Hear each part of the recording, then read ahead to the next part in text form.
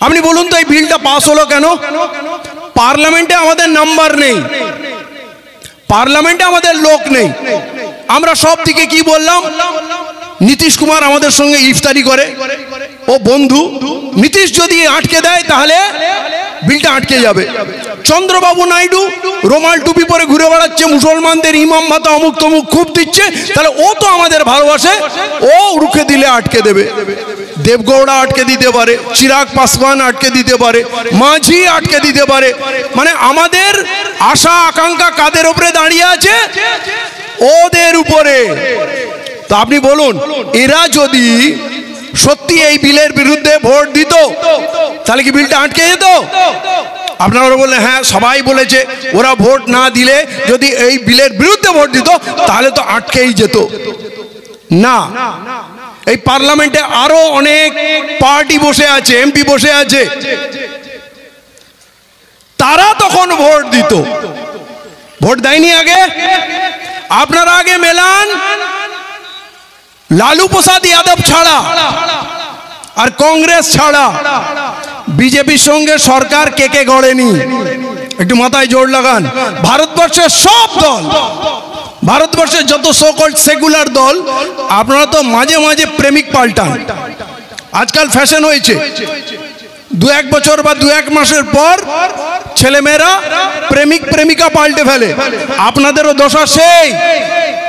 কাল যে বিজেপির বন্ধু ছিল, বিজেপির সঙ্গে ঘর করলো, আজকে এসে আপনার সামনে একটু ইফতারি খেয়ে নিল, দোয়া করে দিল, আপনার বন্ধু হয়ে গেল, আপনার ভরসা হয়ে গেল। পার্লামেন্টে আপনাকে যেতে কেউ বারণ করেছে? আল্লাহ রসুল সরকার কেন গড়েছিলেন? রাষ্ট্র কেন কায়েম করেছিলেন? রাষ্ট্র আপনার হাতে না থাকলে আপনার নিজাম থাকবে না। যখন আপনার রাষ্ট্র ছিল, ভারতবর্ষে সবাই ইসলাম গ্রহণ করেছে, আপনার মসজিদ তৈরি হয়েছে, আপনার মক্তব হয়েছে, আপনার মাদ্রাসা হয়েছে, আপনার তাজমহল হয়েছে, আপনার কুতুব মিনার হয়েছে, ফতেপুর সিক্রি হয়েছে, পুরো পৃথিবীর সব থেকে বড় শক্তিশালী ইকোনমি আপনার তৈরি হয়েছে। আজ আপনার রাজত্ব নেই, আপনার মসজিদ ভাঙছে। বাবরি মসজিদ ভাঙার পর সুপ্রিম কোর্টে গেছি, সুপ্রিম কোর্টের রায় আসার আগে আমরা বললাম সুপ্রিম কোর্ট যা রায় দেবে মেনে দেব। কেন? গন্ডগোল চাই না, একটা মসজিদ যাই যাক, আমরা অন্তত শান্তিতে থাকবো। বাবরি মসজিদ চলে গেল, তারপরে থামলো কি? তারপরে বললো আমাদের 5খানা, কাশী গয়া মথুরা 5খানা আমাদের মসজিদ চাই। কোনটা কৃষ্ণের জন্মদিন, কোটা শিবের জন্ম হয়েছে, কোটায় দুর্গার জন্ম হয়েছে, ওই স্টোরি নিয়ে চলে আসলো 5খানা। এবারে যখন জ্ঞানবাপী মসজিদ আমাদের ওখানে হয়ে গেল অর্ডার, এবারে আমরা দেখলাম সম্বলে সার্ভে করতে আসছে আদালত থেকে, জয় শ্রীরামের ধ্বনি নিয়ে মিছিল নিয়ে আসছে। তার চরিত্র কি? সে কোর্টের লোক। আসলো, যুবকরা সামনে দাঁড়ালো, 5 জনকে গুলি করে মেরে দিল। আপনি ভাববেন না যে এখানে হবে না, গুলি কালকেও চলেছে, গুলি কালকেও চলেছে, আগামী দিনেও চলবে। আপনার কোনো সরকার নেই, আপনার কোনো পুলিশ নেই, আপনার রক্ষাকর্তা শুধুমাত্র আল্লাহ। আপনি নামাজ পড়েন, 5 ওয়াক্ত পড়েন, তাহাজ্জুদ গুজার করেন, আরে এত বড় সময় আপনার যেখানে মসজিদ চলে যাচ্ছে, যেখানে কাল গণহত্যার ডেট ফিক্স করে দিয়েছে, 100 বছর পুরনো হবে। 100 বছর আগে 1925 সালে আরএসএস তৈরি হয়েছে, তাদের শপথ হচ্ছে মুসলিম শূন্য ভারত করব। আর এখানে 2025 হয়ে গেছে, 100 বছর হয়ে গেছে, আপনার গণহত্যার ডেট ফিক্সড হয়ে গেছে। তারা বলছে আমরা গণহত্যা করব, তারা সংবিধান পোড়াচ্ছে, তারা মসজিদ কোরআনকে বাতিল করার কথা বলছে। নড়ে বসবেন না, ভাববেন না। তাহলে বাঁচার উপায় কি? বাঁচার উপায় নবী করিম সাল্লাল্লাহু আলাইহি ওয়াসাল্লামের জীবনীতে আছে। আমরা সবাই রাসূলের আশিক, কিন্তু রাসূলকে মানি না। আল্লাহ রসুল কি একা ছিলেন? তো তার কাছে লোক ছিল না। কি বলতেন? এক আল্লাহকে মেনে নাও, কামিয়াব হয়ে যাবে। লোক ইট পাথর মারতো, বাচ্চারা নোংরা ফেলে দিত। তারপরে একটা একটা লোককে কলমা পড়িয়ে পড়িয়ে পড়িয়ে টিম তৈরি করলেন। মক্কায় টিকতে পারলেন না, হিজরত করলেন মদিনাতে। মদিনাতে গিয়ে ওখানকার যত অন্যান্য সম্প্রদায়ের মানুষ ছিল, নিজের কিছু ভালোবাসার লোক ছিল। আমাদের ইতিহাস থেকে শিক্ষা নিতে হবে, বাঁচার জন্য কেমন কেমন কাজ আল্লাহ রসুল করেছেন সাল্লাল্লাহু আলাইহি ওয়াসাল্লাম। আমরাও তো সেই কাজগুলো কপি করব। আমরা কার কাছে শিখবো? আল্লাহ রসুল কোনোদিন মুসলিম সংগঠন করেননি। আল্লাহ রসুল এক মুঠো খেজুর পেলে বলতেন গ্রামের সব লোককে ডাকো। আল্লাহ রসুল এক বাটি দুধ পেলে বলতেন ওরা কদিন খায়নি সবকে ডাকো। হাদিস শোনেন না? আল্লাহ রসুল কখনো বলেননি মুসলমানদের ডাকো। আল্লাহ রসুল যে রাষ্ট্র কায়েম করেছিলেন মদিনায় 70% ইহুদি ছিল এবং ইহুদি ছাড়া অনেক জাতি ছিল। দিনের পর দিন তাদের সঙ্গে বুঝিয়ে বুঝিয়ে তাদের বিশ্বাস অর্জন করে মগজ ধোলাই করে শেষে একটা সিদ্ধান্ত হলো রাষ্ট্রের শীর্ষে আপনি থাকবেন। ইহুদির থেকে আরো যারা অনেক সম্প্রদায় ছিল, উপজাতি ছিল, কারো কারো সঙ্গে কোনো মিল ছিল না। বাজারে গেলে অস্ত্র নিয়ে যেত, পায়খানা করতে গেলেও অস্ত্র নিয়ে যেত, কখন কে আক্রমণ করে। রাষ্ট্র যখন হয়েছিল আল্লাহ রসুল বললেন ঠিক আছে, আমার রাষ্ট্রে কোনো অস্ত্রাগার থাকবে না, সবাই নিজের নিজের অস্ত্র নিজের নিজের বাড়িতে রাখবে, আর যখন কোথাও কেউ বহিঃশত্রু আসবে তার সঙ্গে আমরা সবাই মিলে যুদ্ধ করব, আমার এই রাষ্ট্রকে বাঁচাবো, আর তারপরে আবার বাড়িতে নিজের অস্ত্র নিজের কাছে রাখবো। আপনি বুঝতে পারছেন একে অপরের প্রতি কত অবিশ্বাস ছিল। সেই সমস্ত মানুষকে এক করে রাষ্ট্র কায়েম করলেন, পৃথিবীর সেরা রাষ্ট্র কায়েম করলেন, বললেন সংবিধান শরিয়াতের নজরে সবাই সমান, আমার মেয়েও যদি নাউজুবিল্লাহ চুরি করে তার হাত কাটা যাবে। প্রকৃত আইনের চোখে সবাই সমান। আজকের ভারতে সবাই সমান। প্রধানমন্ত্রীর বিরুদ্ধে কেস করতে পারবেন, রাষ্ট্রপতির বিরুদ্ধে করতে পারবেন, ইন্ডিয়ান আর্মির বিরুদ্ধে কেস করতে পারবেন, মুখ্যমন্ত্রীর বিরুদ্ধে পারবেন, মুখ্যমন্ত্রীর বিরুদ্ধে পারবেন, বিচার পাবেন না। অনেক ঘটনা, আনিস খান, আবু সিদ্দিকী, অনেক আছে ঘটনা, বহু ঘটছে, আপনার এখানেও ঘটেছে। তাহলে নিশ্চিন্তে ঘুমানোর যে ব্যায়াম আমাদের হয়েছে এর থেকে বেরোন। আমি একদম অঙ্ক কষে বলে দিচ্ছি, আল্লাহ রসুল যখন সমস্ত মানুষকে সঙ্গে নিয়ে রাষ্ট্র কায়েম করলেন, আপনি ভারতবর্ষে কত পার্সেন্ট? আপনি বলবেন বিল বাতিল হবে, বিল বাতিল হবে।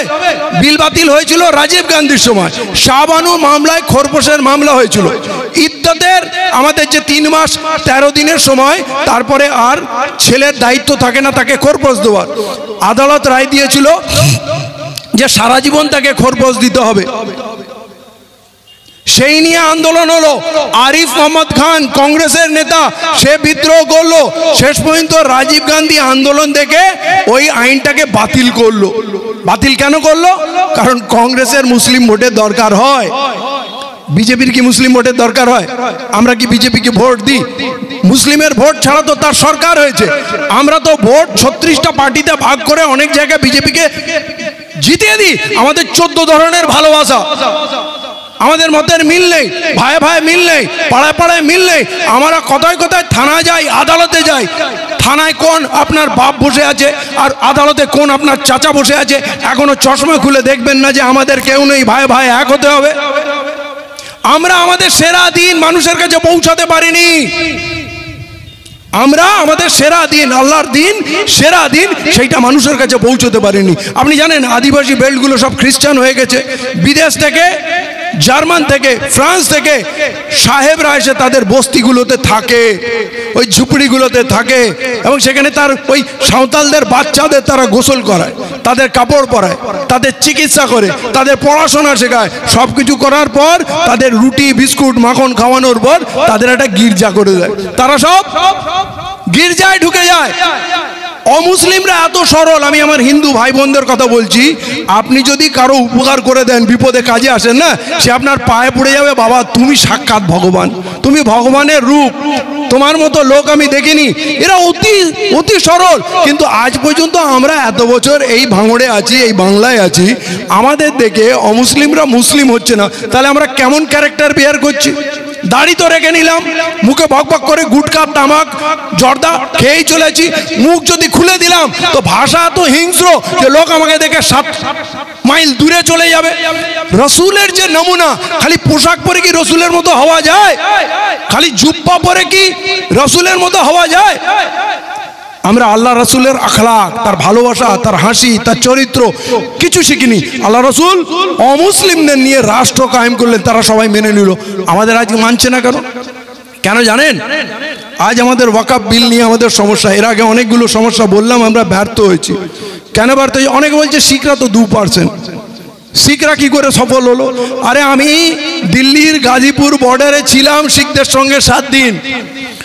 রাস্তার দুধারে, দিল্লির 4টে বর্ডারে ওরা ক্যাম্প গেড়েছিল, রাস্তার দুধারে লঙ্গর খোলা আছে। ডাঁদিক বাঁদিকে সব লঙ্গর খোলা আছে, কোনটা খিচড়ি দিচ্ছে, কোনোটা রুটি আর তরকারি দিচ্ছে, কোনোটা হালুয়া দিচ্ছে, কোনোটা জিলেবি দিচ্ছে, যে যা পাচ্ছে দিচ্ছে। আর সকালবেলা দেখি দুধের গাড়ি এলো, সবজির গাড়ি এলো, ময়দার গাড়ি এলো, মাল দিয়েই যাচ্ছে। আমি ওই পুরো এলাকা 7 দিন ছিলাম, ঘুরে দেখলাম এত মাল এরা পায় কোত্থেকে। সেই রোহিঙ্গারা যখন নাফ নদী পার হয়ে কক্সবাজারে এসেছিল, সেখানেও সব থেকে আগে এই শিখ ভাইরা চলে গেছিল ওদেরকে পানি খাওয়ানোর জন্য। পৃথিবীর যেখানেই মানুষ বিপদে পড়ে শিখ ভাইরা চলে যায়। আল্লাহ আমাদের বললেন, ক্ষুধার্ত মানুষকে যদি তুমি যারা খাওয়ায় তারা আমার দলে, যারা বস্ত্রহীনকে বস্ত্র দেয় আর বিপদগ্রস্ত মানুষকে আশ্রয় দেয় তারা আমার দলে। আল্লাহ নিজের দলে তাদেরকে বলছেন, কারণ এগুলো আল্লাহর ক্যারেক্টার, আল্লাহর কাজ। রিস্কের মালিক আল্লাহ, জানমালের হিফাজতের মালিক আল্লাহ। যখন কোনো মানুষ এরকম কাজ করে আল্লাহ তখন বলে এরা আমার দলে লোক, আমার কাজ করছে। এই শিখরা সেই কাজটা করে, ক্ষুধার্ত মানুষকে খাওয়ায়। তাই আল্লাহ তাদের রিস্কে এত বরকত দিয়েছে, পুরো ভারতবর্ষে, পুরো পৃথিবীতে আপনি ভিখারি শিখ পাবেন না, গরিব শিখ পাবেন না। ওরা কর্মঠ, ওদের ধর্ম আলাদা হতে পারে কিন্তু আল্লাহর হুকুম পালন করছে। আমরা কোথায়? আমার পাশের বাড়ির লোক না খেয়ে মরছে, চিকিৎসা নেই, আমি প্রতি বছর উমরা করছি। উমরা করলে আমার সব গুনাহ ধুয়ে যাবে। আল্লাহ রসুল কবার হজ করেছেন? সালাউদ্দিন আইয়ুবী হজ করতে পারেননি, খালিদ বিন ওয়ালিদ হজ করতে পারেননি আরবের বুকে থেকে। আর আমরা খুব বড় হাজি হয়ে গেছি। আমার ভাইয়ের হক মারা, ছেলের হক মারা, মেয়ের হক মারা, মায়ের হক আদা নেই। এই ঝুপ্পা পরে ঘুরলে হবে না, আল্লাহ রসুলের দিনে আসতে হবে। আমাদের এখন করতে কি হবে? দিল্লিতে কিষাণ আন্দোলন হলো, মুসলমানরা গেল না। কেন গেল না? ওখানে যাওয়া উচিত ছিল না? আদিবাসীরা বিপদে পড়ছে, ওদেরকে মারছে, জঙ্গল কেড়ে নিচ্ছে। আদিবাসীদের আন্দোলন হয়, আমরা খোঁজই রাখি না। কোল, ভিল, সাঁওতাল, জাট যারা বিপদে পড়ছে আমরা কিছু দেখি না। আমরা কি করি? আমরা মসজিদে চাঁদা দিই, দায়িত্ব শেষ, মাদ্রাসায় দিই, ঈদগাহে দিই, আমরা খুব ভালো মুসলমান। আমরা জলসায় দিই, আমি নামাজ পড়ি না, সব জায়গায় টাকা দিই। ইমাম সাহেব নামাজ পড়বে, মুয়াজ্জিন সাহেব আজান দেবে, আমাদের যাওয়ার দরকার নেই। আমরা বাপকে বুড়ো বয়সে একটা ট্রান্সপোর্ট কোম্পানিতে বুক করে দিই, যাও তোমাকে হজ করিয়ে আনবে। বুড়ো বয়সে সে ঠিক মতো সূরা ফাতিহা পড়তে পারছে না, ওই কোম্পানি কি করলো? ওকে নিয়ে গেল, ঘুরপাক খাইয়ে এনে ফেলে দিল। কি হজ হলো? ছেলের দায়িত্ব পূরণ হলো। আমরা ভাবছি আমরা যথেষ্ট ভালো কাজ করছি। আমরা কোনো সামাজিক কাজ করি না। আমাদের সমস্ত টাকা এই ধর্মীয় জলসা, উর্স, ইস্তেমা এইসবেই লেগে আছে। আমাদের এলাকার লোকরা সামাজিক কাজে লিপ্ত হয় না। আপনি দেখবেন অন্য সমাজের লোকরা সামাজিক কাজ করে, তারা চক্ষু পরীক্ষা কেন্দ্র করছে, তারা হেলথ ক্যাম্প করছে, কাউকে ক্ষুধার্তকে খাওয়াচ্ছে, গরিব মানুষের জন্য তারা শেল্টার করছে, অনেক রকমের। কেউ পশু পাখির উপরে মেহনত করছে, কেউ বৃক্ষরোপণ করছে। আমরা এমন কাজগুলো করি না যেখানে হিন্দু মুসলমান সবাই একসঙ্গে করব। একসঙ্গে কাজ করলে মেলামেশা হয়। আমরা মেলামেশা করি না বলে হিন্দু আমাদের বুঝি না, আমরা হিন্দুদের বুঝি না। আপনি যদি মুসলমানদের বলেন যে অমুসলিমদের সঙ্গে দোস্তি করতে হবে, বলে ভাই তুমি যা বলো ওরা কোনোদিন আমাদের হবে না। হিন্দুকে বলেন যে মুসলমানরা তোমার শত্রু না, বলে যা বলো ভাই মুসলমানরা কোনোদিন আমাদের হবে না। এই অবিশ্বাসটা এলো কেন? এই অবিশ্বাস ছিল না। আপনি কি জানেন এই বাংলায় হিন্দু মুসলমানের মিলিত সরকার ছিল? স্বাধীনতার আগে 1947 15ই আগস্টের আগে দুটো সরকার তৈরি হয়েছিল। সেটা মহাপ্রাণ যোগেন্দ্রনাথ মণ্ডল আর ফজলুল হক, একে শেরে বাংলা ফজলুল হক সারাবর্তীর সঙ্গে আমাদের তফসিলি ফেডারেশন নেতা মহাপ্রাণ যোগেন্দ্রনাথ মণ্ডলের হয়েছিল। এবং এই সরকার হয়েছিল বলে এদেশের তৎকালীন যারা নেতা ছিল তারা বলল যে এই বাংলাটাকে আর ওই পার বাংলা, ওই পার যে পাঞ্জাব, এই দুটোকে ভাগ করে দাও। এখানে দলিত মুসলিম ঐক্য হয়েছে। এই ব্যারাম যদি পুরো ভারতবর্ষে ছড়িয়ে যায় তাহলে আর আমাদের রুজি রুটি হবে না, ভারতবর্ষের সরকার এদের হয়ে যাবে। তাই জন্যই বাংলাদেশটাকে ভাগ করা হলো। মুসলমানরা ভাগ করতে চায়নি, মুসলমানদের দোষ দেওয়া হয়। আজকে একই অবস্থায় আছে। আজকে কিন্তু এদেশের হিন্দুদের অবস্থা খুব খারাপ। আমার যারা এই বাংলার হিন্দু ভাই তাদের নাগরিকত্ব নিয়ে খুব টানাটানি হচ্ছে, আমাদের অতটা নেই। আসামে 19.5 লাখের নাগরিকত্ব গেছে, তার মধ্যে 13.5 লাখ 14.5 লাখ আমার হিন্দু বাঙালি। তাহলে এই যে হিন্দুর প্রতি বিজেপির ভালোবাসা, তাহলে ওরা হিন্দু না? 40-42 লক্ষ আসামে লোকের আধার কার্ড ব্লক হয়ে গেছে। তারা রেশন কার্ড, ট্রেড লাইসেন্স, আধার কার্ড কিচ্ছু মানে স্কুলে ছাত্রকে ভর্তি করতে পারে না। তাহলে তারা হিন্দু না? হিন্দুদের সব থেকে বেশি ক্ষতি মোদি করেছে। আজকে এই জিনিসটা আপনাকে বলতে হবে যে কার কত ক্ষতি করেছে। এই যে ন্যাশনাল হাইওয়ে বিক্রি হয়ে গেল, আদানিকে দিয়ে দিল, এয়ারপোর্ট সব দিয়ে দিল, জলবন্দর সব দিয়ে দিল, খনিগুলো সব দিয়ে দিল, ইউনিভার্সিটিগুলো দিয়ে দিল, স্টেডিয়ামগুলো দিয়ে দিল, রিজার্ভ ব্যাংকের টাকাগুলো দিয়ে দিল, রিজার্ভ ব্যাংকের গোল্ডগুলো দিয়ে দিল, LIC তুলে দিল, হেলিকপ্টার সার্ভিস দিয়ে দিল, এই যে সব আদানিকে দিয়ে দিল। এগুলি কি সব মুসলমানদের বাপের সম্পত্তি? হিন্দুদের সম্পত্তি নয়? আমরা তো LIC করি না। এই যে এত ভারতবর্ষের ইতিহাসে সব থেকে বেশি বেকারত্ব, বেকারত্ব কাদের? চাকরি বাড়া কেশি করতো, হিন্দুরা বেকার হয়েছে। জিনিসপত্রের দাম আকাশে যাচ্ছে, হিন্দুদের কিনতে কষ্ট হচ্ছে না? আরে হিন্দুদের কিছু লোক না হলে চাকরি বাকরি করছে। হিন্দুদের মেজরিটি লোক এই দেশে লেবার অ্যাক্ট ফিনিশ করে দিয়েছে। তারা কারখানায় গিয়ে 14 ঘন্টা কাজ করছে 250-300 টাকার জন্য, 250-300 টাকার জন্য। সেই টাকায় তার সংসার চলে না, তার বউকেও কারখানায় পাঠাচ্ছে। বউ কারখানায় গিয়ে অভাবে কাজ করছে, এর কাছে ওর কাছে ধার করছে, বউ হাতছাড়া হয়ে যাচ্ছে, ঘর ভেঙে যাচ্ছে। বাচ্চারা ঘরে আছে, বাপ মা থাকতে বাপ মা নেই। মুসলমানদের ঘরের মা বোন এখনো পর্যন্ত ঘরে আছে, সেই পরিমাণ বাইরে যায়নি, কিছু মানুষকে যেতে হচ্ছে। মুসলমানরা কঠোর পরিশ্রম করে কঠিন জীবনযাপন করতে পারে, কিন্তু আমার শিডিউল কাস্ট ভাইরা না, তারা এত নরম, তারা না কঠিন পরিশ্রম করতে পারে, না কঠিন পরিস্থিতিতে বাঁচতে পারে, না আমাদের মতো বুকের বল আছে, সাহস আছে। আমাদের বল কোথায়? রিস্কের মালিক তো আল্লাহ, ঠিক খাওয়াবে। আমরা বেশি টেনশন করি না, হায়াত মৌতের আল্লাহ মালিক, সে যা দেবে ঠিক আছে। আমার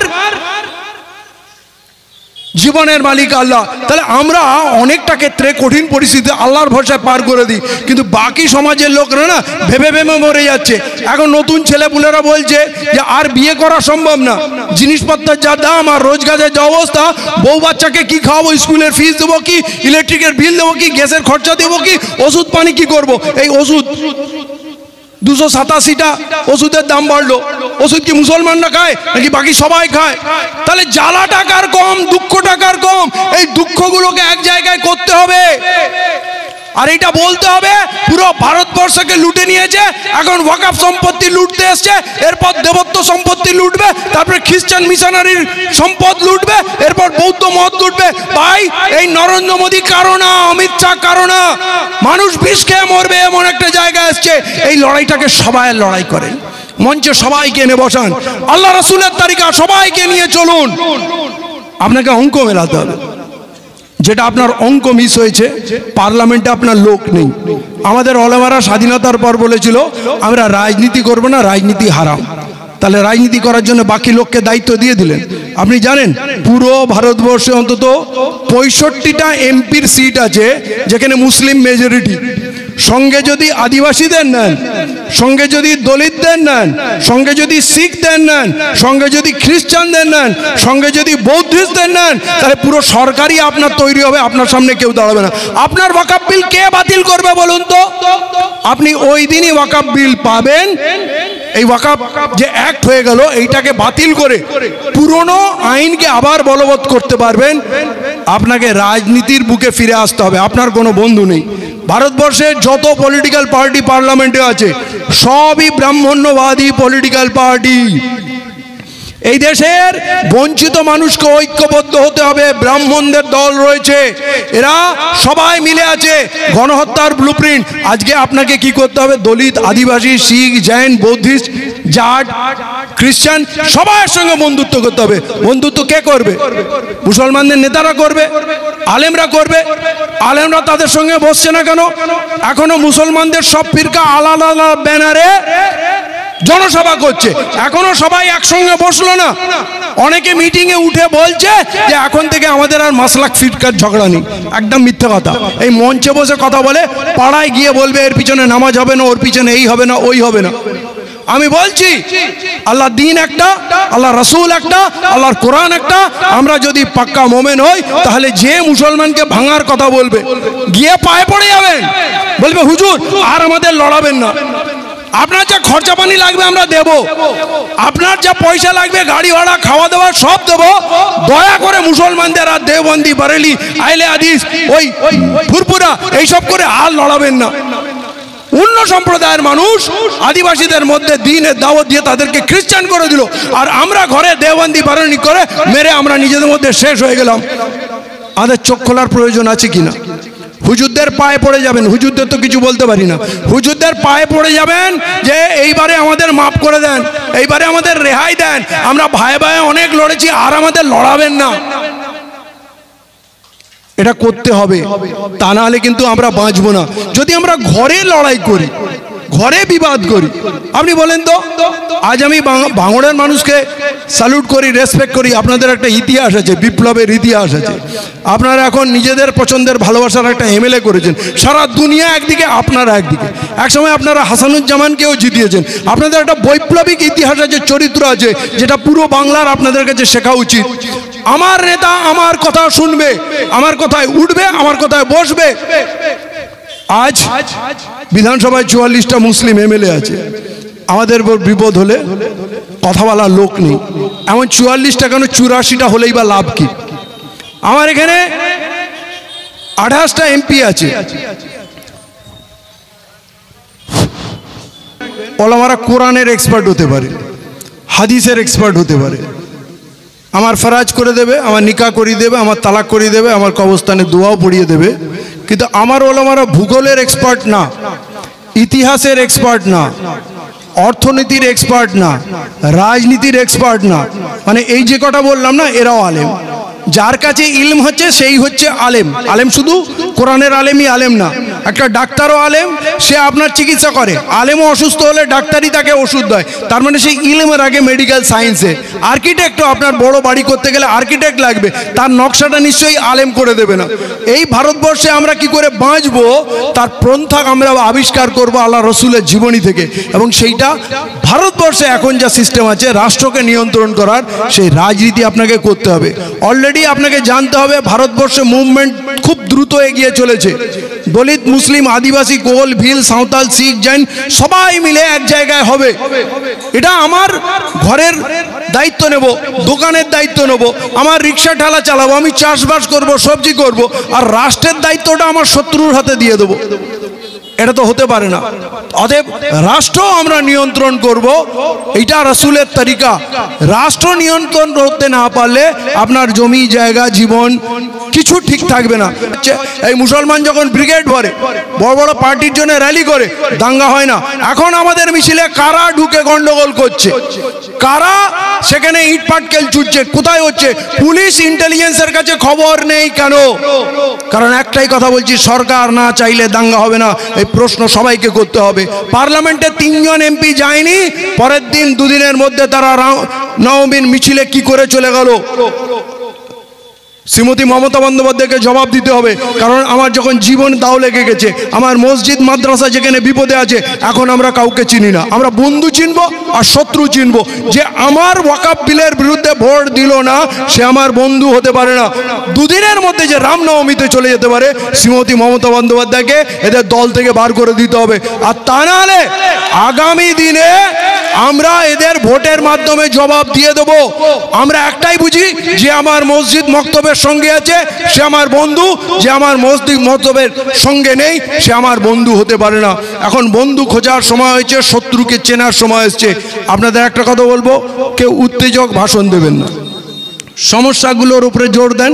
দেশে কোন কোন মানুষের কি কি করতে হয়েছে, মানুষের কেউ কিন্তু সুখে নেই, সব মানুষ হাহাকার করছে। অতএব আপনি যদি মনে করেন শুধু বিপদ আপনার হয়েছে, এর আগে ভারতবর্ষটাকে অলরেডি লুটে বরবাদ করে দিয়েছে। এখন আর জমি নেই, সরকারি যত জমি ছিল, rail, highway, national highway, airlines, mines, port সব তো দিয়ে দিয়েছে। এবারে কোথায় কুচি কি বেচবো? চলো ওয়াকফ সম্পত্তিগুলো নিয়ে বেচবো, আদানিকে দেবো। এরপর মন্দিরের সম্পত্তি নেবে। অযোধ্যায় মন্দির তৈরি করতে গিয়ে কয়েকশো, রাম মন্দির করতে গিয়ে কয়েকশো মন্দির ভেঙেছে, কত বস্তি ভেঙেছে, তবেই তো অযোধ্যায় হারলো। এবং ওই আপকি বার 400 বার 240-এ যে আটকালো না, কারণ দেশের হিন্দুরাও এখন ওর বিরুদ্ধে গেছে। এইটা বাবার কোনো ধারণা নেই, কোনো মানে হয় না যে সব হিন্দু মোদির দিকে। এটা আমাদের অনেক সময় ভুল ধারণা, হিন্দুরা আমাদের নয়। কিন্তু আমি বলছি, কিছু আরএসএস কিছু লোককে ট্রেনিং দিয়ে মাঝে মাঝে গন্ডগোল করবে। আপনার সঙ্গে দাঙ্গা করবে, কিন্তু কখনো এটা ভাববেন না যে হিন্দুরা সবাই আমাদের বিরুদ্ধে। হিন্দুরা অত্যন্ত নিরীহ সহজ সরল মানুষ।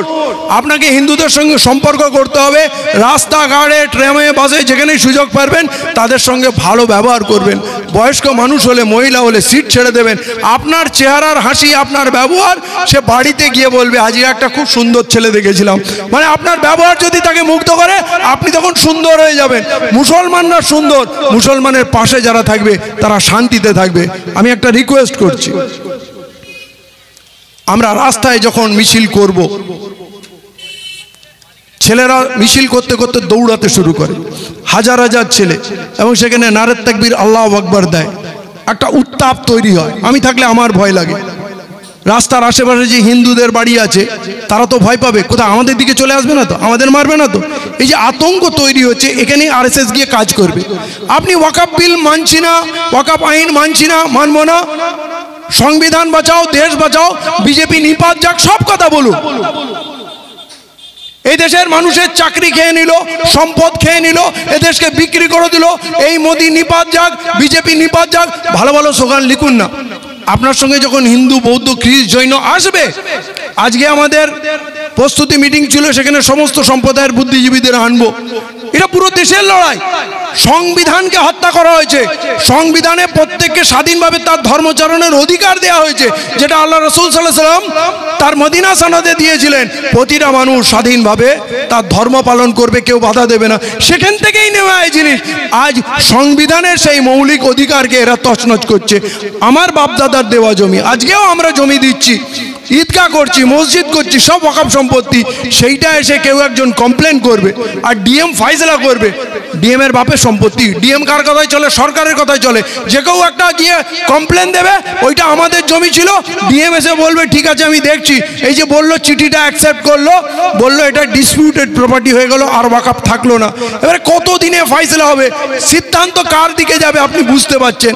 আমাদের কেউ নেই। আমরা না ডিএম তৈরি করেছি, না এসপি তৈরি করেছি, না আদালতের জাজ তৈরি করেছি, না প্রধানমন্ত্রী তৈরি করেছি, না রাষ্ট্রপতি তৈরি করেছি।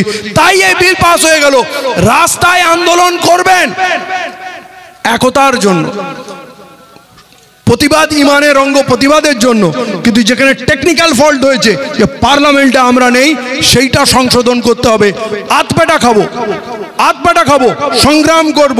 আর আমি আপনাকে বলে দিলাম, আপনারা যদি ইউনাইটেড হন, আপনার সামনে চোখ দেখানোর কেউ থাকবে না। আমাদের ভাই ভাই ঝগড়ার কারণে, আমার যে ভাই টিএমসি করে তার সঙ্গে আপনাকে বসতে হবে যে ভাই মসজিদ তোমার যতটা আমার ততটা, মসজিদের জন্য আমাদের সবাই এক হতে হবে। আমাদের মধ্যে কোনোভাবেই কোনো রকম বিভেদ হবে না। পার্টি নিয়ে আমাদের মধ্যে ঝগড়া হওয়া উচিত না। পার্টি আসবে চলে যাবে, কিন্তু আমরা থাকবো, আমার আওলাদ থাকবে। জাতি আজ বিপন্ন, আমাদের গণহত্যার পরিকল্পনা হয়ে গেছে, আমরা এখনো নিজেদের মধ্যে লড়বো। তাই খুব ভাব ভালোবাসা তৈরি করেন, যার যত বিবাদ আছে মিটিয়ে নেন, আর আগামী দিনের পরিকল্পনা করুন। এই রাষ্ট্রকে আমাদের নিয়ন্ত্রণ করতে হবে, তবেই আমাদের বিরুদ্ধে যে বিলগুলো পাস হচ্ছে সেগুলোকে আমরা রুখে দিতে পারবো। এই বলে আমি আমার বক্তব্য শেষ করছি।